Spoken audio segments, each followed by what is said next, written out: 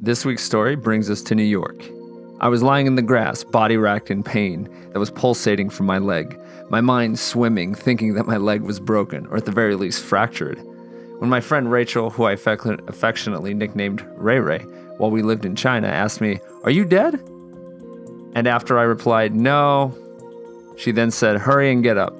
I'm tired of waiting." I was sitting in a packed flight, elbow to elbow with other passengers that were flanking both of my sides on a long flight from Portland, Oregon to New York. The flight wasn't anything special, but the drive from JFK was about an hour, if traffic is light, in a taxi into Brooklyn. That was where Ray Ray lived, at the time, with some friends she'd known and some new friends she met at her job. The taxi ride there was inspiring. As I looked out the window, I marveled at the urban sprawl that outmatched nature and made it a foreign oddity. It showed the crass nature of humanity letting their hubris form into concrete, unnatural objects that can overtake nature in such an abhorrent way. As we pulled into the boroughs of Brooklyn, I was greeted with a more familiar sight of buildings all vying for space, pushing against each other like packed rats in a cage, grinding like people in a congested bar or club, wriggling and struggling against the bondage of space that wasn't there. The cab stopped in the middle of the street, double parked, as he gestured towards a building across the road. I got out, pulling my bag with me and steadying myself as I headed to the unknown. I looked at an antiquated buzzer that was my only means of communication to Ray Ray, signaling my arrival and passage into the building.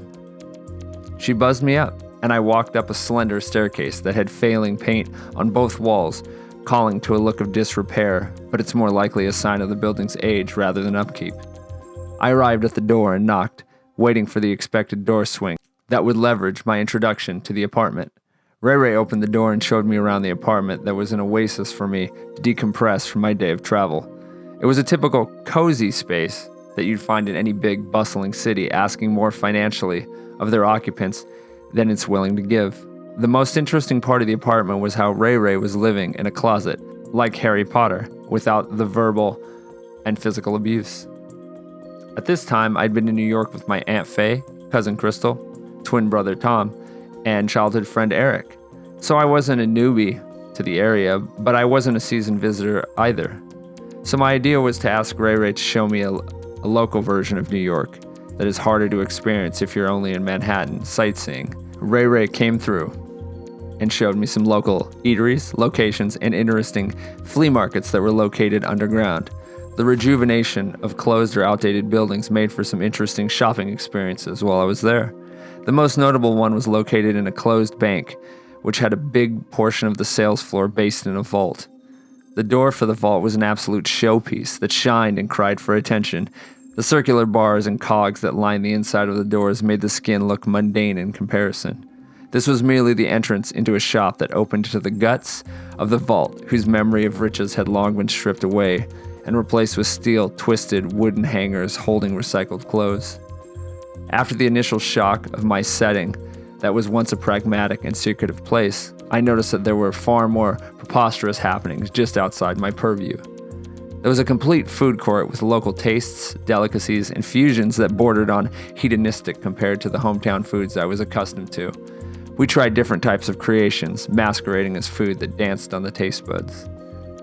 After a few days of seeing New York in a way that I hadn't seen with my family, experiencing the nuances and subtleties that came with residency in a town or city, Ray Ray told me she was out of ideas of where to take me. So I asked,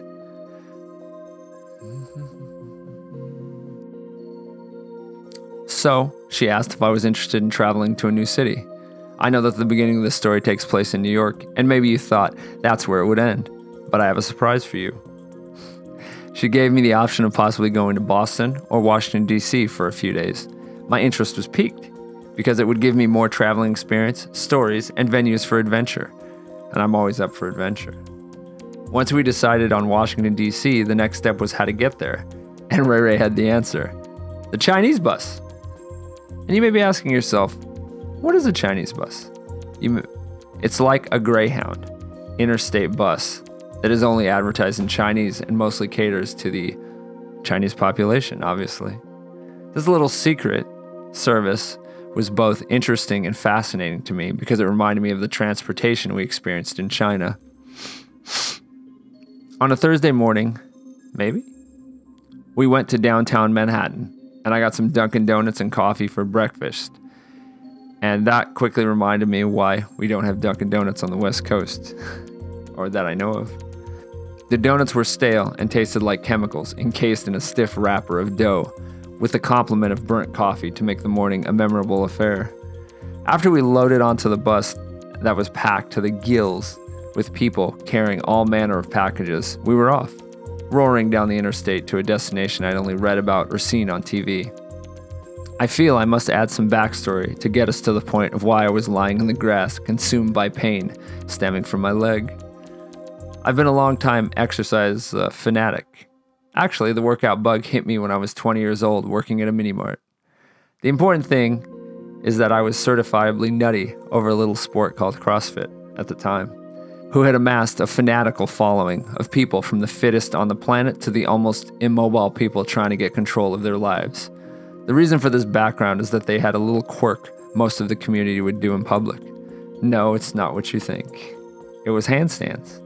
More specifically, taking pictures of themselves doing handstands in public or at tourist areas of the globe, and I was not going to shy away from such an endeavor.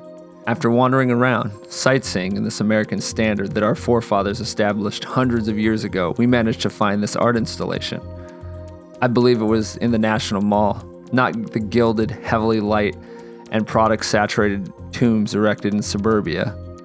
It was a strip of land that spread in a linear path from the halls of Congress down to the Lincoln Memorial. As we looked at this metal behemoth constructed of steel I-beams that stretched itself to the sky, like arms reaching for help, and were painted in an almost incandescent burnt orange color.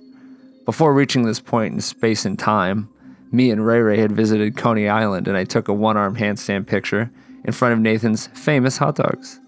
So, I figured I would create another picture in front of this orange composition of emotion, thought, and deviation in the form of art. The most notable bit of information about what was about to happen was that I wasn't actually very proficient in doing any unassisted handstands. I was a bit nervous and apprehensive about hoisting my body into the air without proper control, making my mass of flesh into a ball of centrifugal force that would be thrown to the fates. I attempted my first kick up into a handstand, and that was a failure. It wasn't enough force to get my body vertical. I kicked up a second time, and a third, and a fourth, and a fifth. And it was closer to being an adequate amount of force, but not nearly enough. At this point, I was starting to become concerned with my ability to successfully complete the mission I set up for myself. Not being a man of impossibilities, I thought, just give it a strong kick, and I can compensate after I'm inverted. How wrong I was. I kicked up for that final time and not only had enough momentum, but overestimated my power output, which sent me flying forward, twisted and twirling in a confused front flip that ended in me slamming my left shin near the knee, with the entire weight of my body on one point of my bone into the steel I-beam.